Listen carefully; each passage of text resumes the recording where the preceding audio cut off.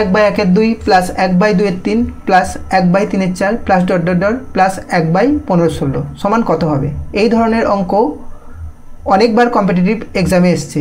তাই দেখো এই অঙ্কটা কি করে 10 সেকেন্ডের মধ্যে করবে। প্রথমে কি করবে, 1 ডিফারেন্স, ফার্স্ট টার্ম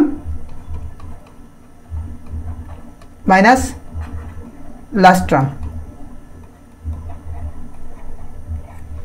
তো ডিফারেন্সটা কত? 2 থেকে 1 এর ডিফারেন্স 1, 3 থেকে 2 এর ডিফারেন্স 1, 4 থেকে 3 এর ডিফারেন্স 1, 16 থেকে 15 ডিফারেন্স 1। তাহলে ডিফারেন্স হলো 1/1। ফার্স্ট টার্ম কত? 1/1 আর লাস্ট টার্ম কত? 1/16।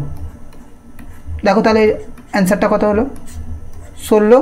16 থেকে 1 বিয়োগ হলে 15।